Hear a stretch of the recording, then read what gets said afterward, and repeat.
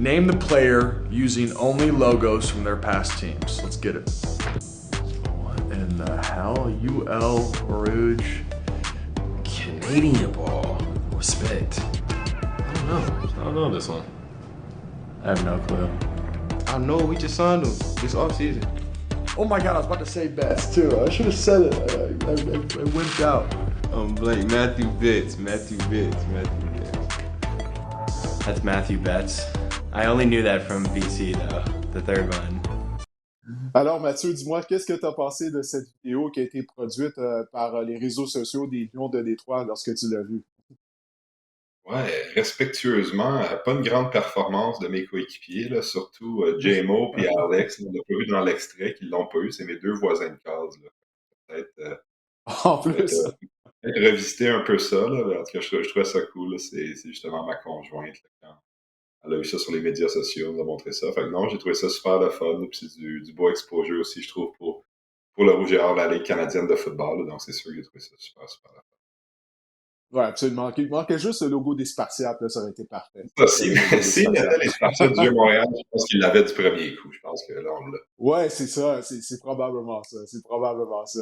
Ben écoute, Mathieu, dis-nous comment a été ton mini-camp avec les Lions de Détroit. Il y a quelques semaines, on avait joué un extrait d'un point de presse de l'entraîneur-chef des Lions, Dan Campbell. Je ne sais pas si tu as eu l'occasion d'entendre ses commentaires, mais il y avait des bons commentaires à ton endroit. Il parlait notamment de quel point tu es rapide et que tu es agile.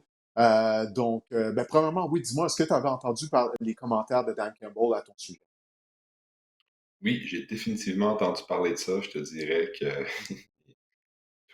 quand c'est arrivé ou quand que l'extrait était sur les médias sociaux, là, tout le monde m'envoyait ça, puis tout le monde capotait un peu. Là, fait que j'étais à Détroit dans mon petit monde tranquille, je faisais mes affaires, là, mais là, tout d'un coup, ça a fait comme un mini boom dans ma vie à moi. Là, mais c'est sûr que c'est positif. C'est ça mon objectif, évidemment. C'est à chaque jour, c'est de faire le mieux possible pour faire ma place dans l'équipe, puis éventuellement contribuer au succès de l'équipe. Là. Donc, je suis content d'avoir la reconnaissance, là, évidemment, l'entraîneur-chef, mes coachs de position. Moi, c'est ma mission en ce moment, c'est de le prendre au jour le jour, de faire les choses bien. Puis durant les OTAs en général, c'est sûr que c'est un long processus, c'est 2 mois. Au début, c'est plus des entraînements, des meetings. On a quand même eu, si je ne me trompe pas, 9 pratiques, là, plus le camp des recrues auquel j'ai participé, où j'ai pu jouer, j'ai eu beaucoup de répétitions, j'ai pu me familiariser avec le système défensif, puis avec mes nouveaux coéquipiers, puis voir un petit peu c'est quoi qui s'attendent de nous défensivement, où on peut essayer de jouer dans le système pour essayer de faire des jeux, puis juste essayer d'être agressif puis aller au ballon. Puis somme toute, je suis très satisfait de comment j'ai fait dans le programme hors saison, mais là, dans 2, 3 semaines, là, c'est le gros camp d'entraînement qui commence avec les épaulettes, puis ça va être c'est sûr que c'est une autre paire de manches, mais mon objectif ne change pas, c'est me focusser sur ce que moi je fais de bien, de jouer à l'intérieur du système, puis de montrer que je peux jouer agressivement, faire des jeux sur le ballon, puis ouais, contribuer au succès de l'équipe cette année. Ouais, pour les gens qui nous écoutent ou qui nous regardent, durant les OTAs, durant les mini-camps, est-ce que vous portez casque et épaulettes? Je sais que vous portez casque, mais est-ce que vous portez les deux? Puis à quel point il y a du contact, justement? Parce que tu joues sur la ligne, puis des fois, bon, ça peut être difficile de se mettre en valeur lorsque l'aspect robustesse est éliminé quand on porte pas des épaulettes. Moi, c'est ça exactement, mais honnêtement, ça ressemble à une pratique normale. C'est juste casque, pas d'épaulettes, le short t-shirt, là, puis ben, chandail de pratique short. Je suis habitué là, parce que dans la Ligue canadienne, avec la convention collective, on n'a pas le droit de pratiquer. Ou non, c'est pas vrai. On a juste le droit à, si je me trompe pas, c'est 12 pratiques avec épaulière par année. Là. Donc, pour moi, c'est du pareil au même un petit peu avec ce qu'on fait dans la Ligue canadienne. C'est sûr que l'aspect physicalité est peut-être un petit peu mis de l'arrière, mais ça reste que on joue pour vrai, c'est full speed. Fait que même sur la ligne, quand tu affrontes des joueurs de ligne offensive, tu es capable de placer quand même tes mains, shader ton bloc en des situations de passe, faire faire ton pass rush quand même. C'est juste qu'il y a peut-être un petit peu moins d'impact à haute vélocité, là, parce que ça reste que c'est Todd. Fait qu'on fait juste fitter les plaqués. Mais ça reste que non, c'est assez agressif. Puis c'est quand même physique, là, mais pour des pratiques juste juste casque, pas d'épaulette, mais c'est rien de fou. Ça reste que l'objectif, c'est de s'améliorer en tant qu'équipe, en tant que joueur. Et évidemment, il n'y a personne qui veut blesser personne. C'est full speed, mais pas full contact. Il y a une petite zone grise où on est habitué. Là. Ça se fait bien. Ouais, la saison dernière, tu as établi un record de la Ligue canadienne pour le plus grand nombre de sacs en une saison par un joueur canadien. C'est la deuxième fois que tu tentes ta chance du côté de la NFL. Après ta carrière à l'Université Laval, tu avais signé en tant que joueur autonome avec les Bears de Chicago. Mais à quel point maintenant tu es plus expérimenté après avoir joué dans la Ligue canadienne pendant quelques saisons, comparativement à lorsque tu avais un essai avec les Bears, tu avais participé avec à leur camp d'entraînement, mais tu étais très jeune, là, tu sortais des rangs universitaires.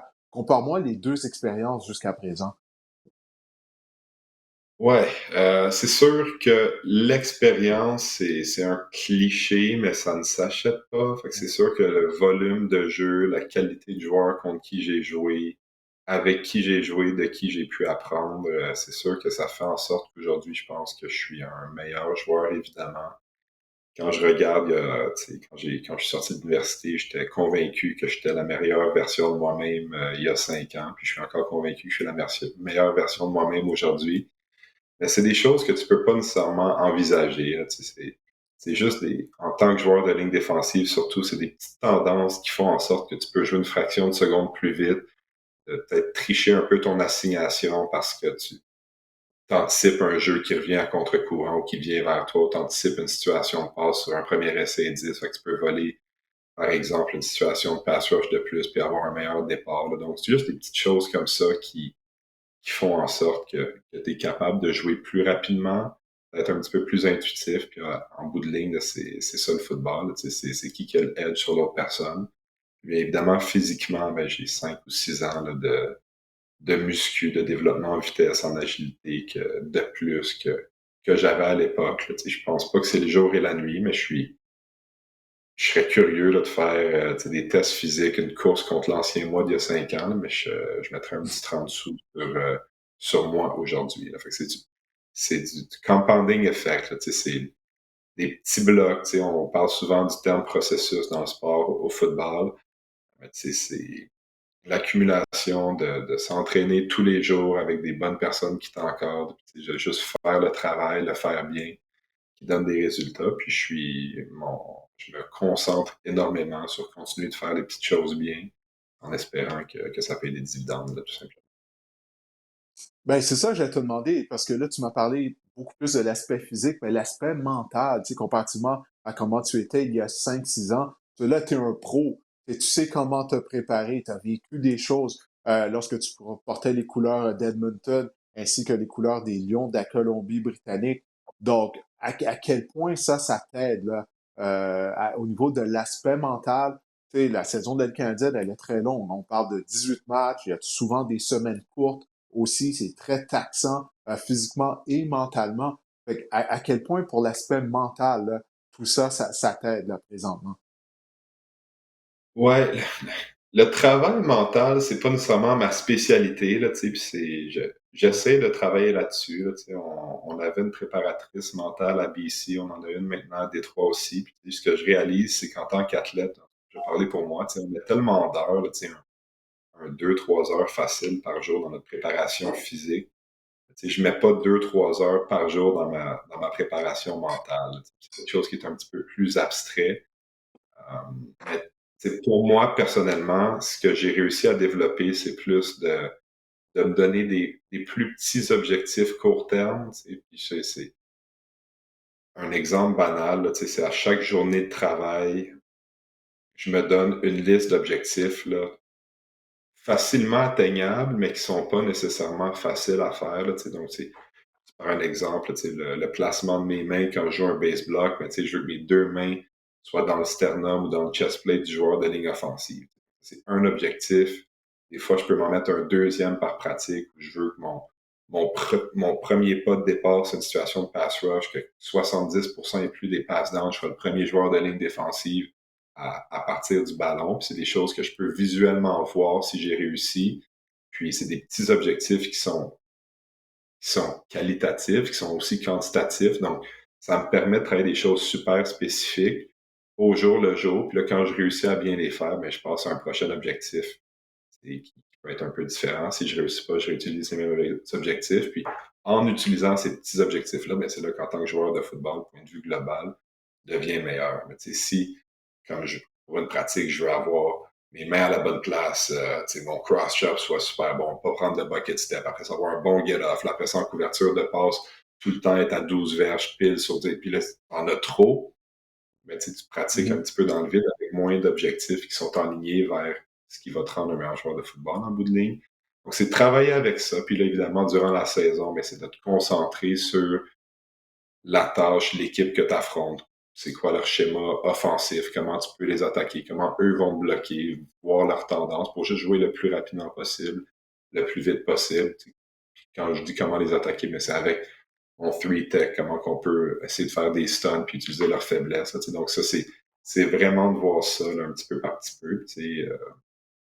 Évidemment, les saisons sont longues, tu as des bons matchs, tu as des moins bons matchs. Donc c'est vraiment d'avoir une mémoire à court terme, oublier une bonne performance, oublier une moins bonne performance, puis croire en tes moyens, croire en tes coéquipiers, puis en bout de ligne, si tu travailles pour gagner tes batailles 1 contre 1, mais le plus de joueurs dans ton équipe en gagnent, les succès collectifs suivent règle générale, puis quand les succès collectifs suivent, ben là, tout le monde est de bonne humeur, puis on s'amuse.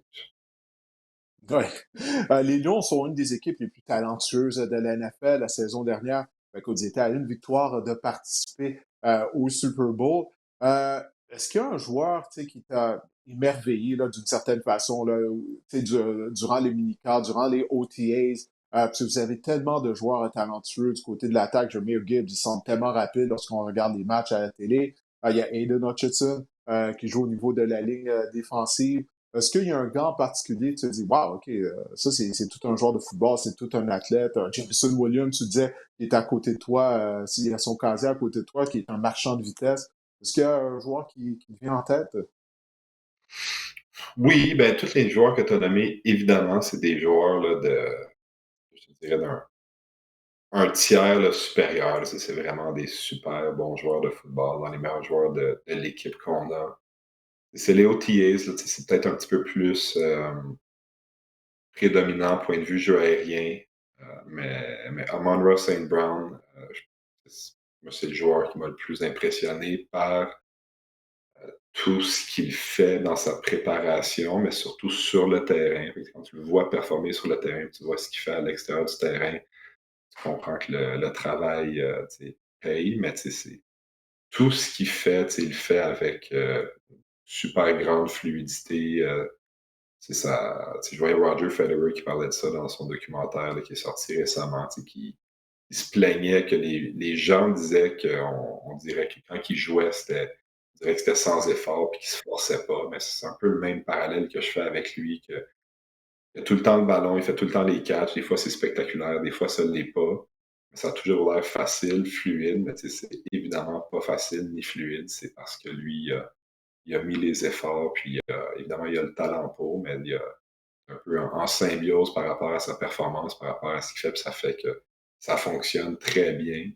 Mais c'est évidemment l'accumulation de beaucoup d'efforts, beaucoup de talent. Puis non, je dirais que le joueur pour moi qui ressortait le plus, là, c'était vraiment lui. Ouais, bonne comparaison. En plus, Roger Federer, c'est mon joueur de tennis favori de toute l'histoire. J'ai déjà eu l'occasion de l'interviewer il y a longtemps. Andy Roddick, moi j'étais un gars de gros service là, au tennis. Je me voyais Toi, c'est Roddick que t'aimais? Andy Roddick en grandissant, c'était mon choix de tennis. Ah oui. Moi, je suis un parti pris avec Federer parce que j'avais eu l'occasion de l'interviewer il y a très longtemps. Ça fait peut-être, mon Dieu, une quinzaine d'années de ça. À l'époque, lorsque je travaillais à Radio-Canada à Toronto. Et puis, donc, il venait de gagner son match. Je crois qu'il avait battu Richard Gasquet. En tout cas, peu importe. Puis, avant le point de presse, j'avais parlé au relationniste. Puis, j'avais dit, j'aimerais ça poser des questions à Roger Federer durant son point de presse. Il m'a dit, oui, oui, pas de problème. Il va commencer en répondant aux questions en anglais, en suisse allemand et après ça en français.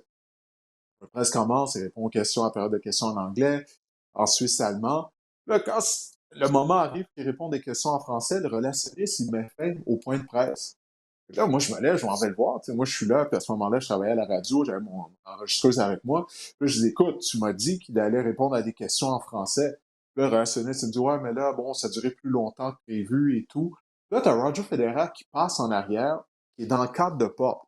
OK? Il est prêt de quitter la pièce. Là, il entend la conversation que j'ai avec le relationniste. Il vient, il met sa main sur l'épaule du relationniste, puis il lui dit, ah, pas de problème, je vais le faire. Là, je suis comme, ah, wow, je suis comme, OK, c'est vraiment cool parce que je te dis, Mathieu, il aurait pu quitter, il était rendu dans le cadre de pas. Puis, il m'a parlé comme on se parle, toi et moi, en ce moment, comme si je le connaissais depuis des années, pendant une dizaine de minutes. Il est, tu sais, t'entends que Roger Federer, il est très gentil et tout.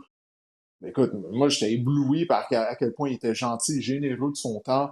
Il me donnait des vraies réponses et tout, puis il n'avait pas à le faire. Il était sur le point de partir. Il était déjà mon joueur favori, mais là, à partir de là, ben, regarde. Moi, Roger Federer, c'est le plus grand de l'histoire. Je veux rien entendre, peu importe.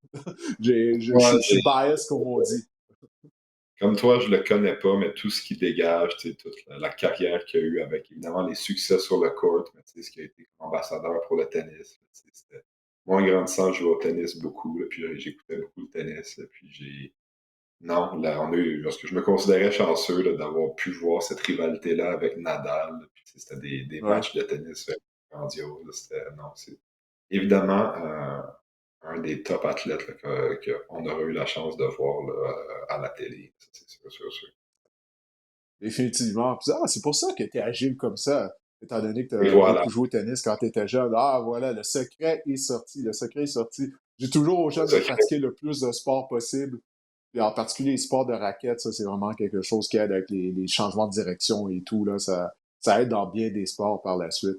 Écoute, Non, j'aimerais te poser une c'est- dernière question avant qu'on... Ouais, vas-y. non, mais c'est parce que tu tournes la parenthèse, là, puis on le dit, on le redit, tu sais, des fois, je le vois pas nécessairement appliqué, là, mais pour un développement athlétique d'un jeune ou d'une jeune sportive, là, le, le multisport, c'est tellement essentiel parce que tu développes tellement beaucoup de différents patrons moteurs. Tu sais, c'est pas juste de oh, aujourd'hui, je joue au tennis, aujourd'hui, je joue au soccer, aujourd'hui, je joue au football, au hockey, peu importe le sport. C'est tu sais, de jouer à quelques variétés de sports, puis essayer de le pousser, puis d'essayer de t'améliorer pour vrai, parce que d'avoir un processus où tu t'améliores dans différents sports, mais ça fait qu'après ça, quand on te demande une tâche dans un sport où tu veux te développer de façon un petit peu plus pointilleuse, ben, tu as tellement de repères, tu as tellement refait ton patron moteur différemment dans différents sports que ça devient peut-être un petit peu plus naturel par la suite de le faire. Donc ça, c'est sûr que j'y crois énormément. Là. Puis, tu sais, je pense qu'il y a beaucoup, beaucoup de jeunes qui ont intérêt, pour s'amuser, puis rencontrer différentes personnes, essayer différentes choses pour voir ce qui Ouais. les passionne.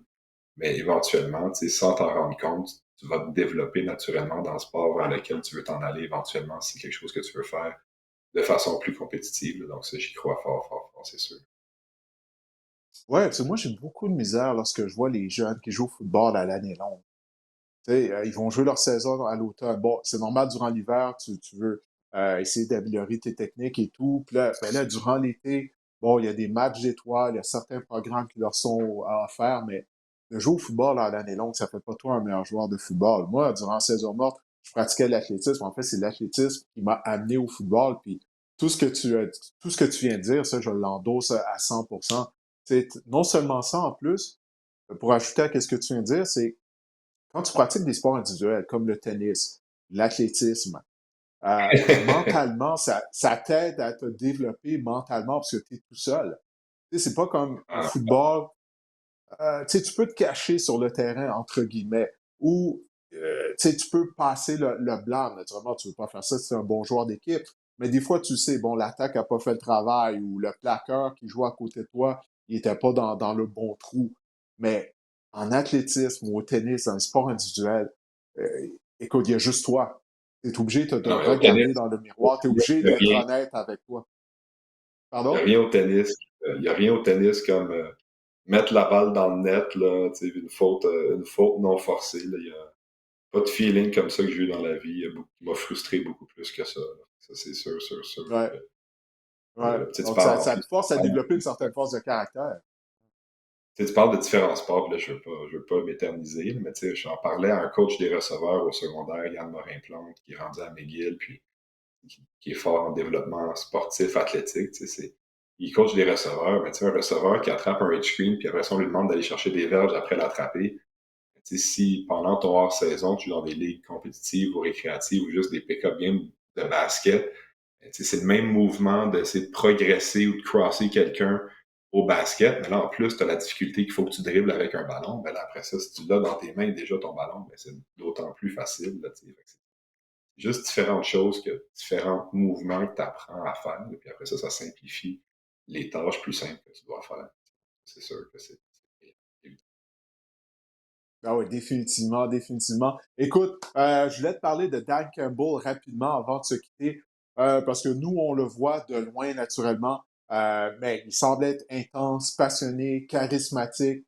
Moi, c'est un entraîneur que j'aime. Encore une fois, je ne suis pas dans le vestiaire, je ne suis pas dans les réunions avec lui, mais je pense le résultat, là, depuis qu'il est arrivé, l'amélioration qu'on a vue du côté des Lions, sans aucun doute, là, il est un excellent entraîneur avec son groupe d'entraîneurs. Qu'est-ce que tu peux nous dire au sujet de Dan Campbell? Qu'est-ce que tu as remarqué depuis que tu as la chance de le côtoyer? Ouais, ben, si je peux juste ajouter à ça, c'est sûr que moi, je n'étais pas là dans les 4 dernières années là, où ils ont comme bâti un peu Ouais. où ils sont arrivés maintenant. Mais c'est sûr que l'image que les gens ont de lui démontre à quel point c'est quelqu'un qui est intègre, qui est lui-même, parce qu'il est la même personne dans les meeting rooms, puis quand on a nos réunions d'équipe, puis qui tire le bateau vers l'avant. La chose que peut-être les gens voient moins, qui sont à l'extérieur de tout ça, c'est sa vision globale qu'il a pour l'équipe, puis il est toujours en train de réfléchir, c'est quelqu'un d'extrêmement intelligent, puis qui veut que l'équipe, elle aussi, ait un football IQ élevé. Fait qu'on est tout le temps dans des situations où on pratique du football situationnel, que ce soit des premiers 5, des 3 et courts, des 3 et longs. Est-ce que, dépendamment si c'est un 2-minute offense, puis il reste X nombre de temps à la partie, est-ce qu'il faut que les receveurs sortent à l'extérieur du terrain? Nous, en défensivement, bien évidemment, on veut les garder à l'intérieur du terrain pour les forcer à prendre leur temps d'arrêt, pour les forcer à ce que l'horloge continue à rouler. Donc, il est constamment en train de nous mettre de la pression, pas nécessairement de performance, mais de la pression de comprendre la situation dans laquelle on se retrouve, puis là, c'est de comprendre qu'est-ce que l'autre équipe essaie de faire dans cette situation-là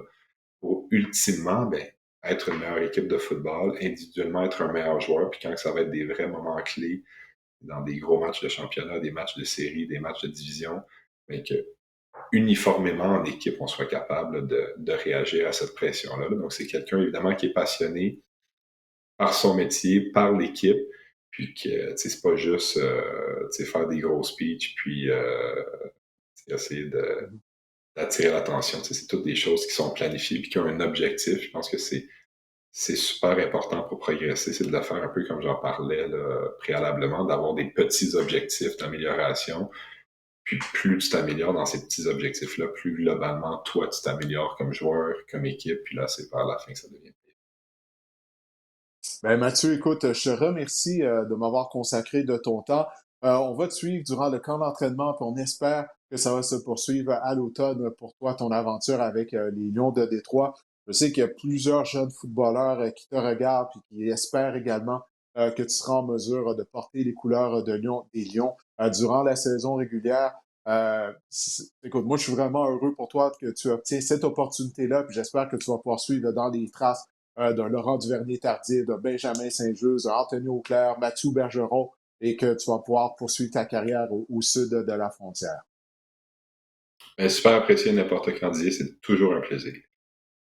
Ben, merci beaucoup, Mathieu. Je te souhaite de passer une bonne fin de journée. Merci, pareillement.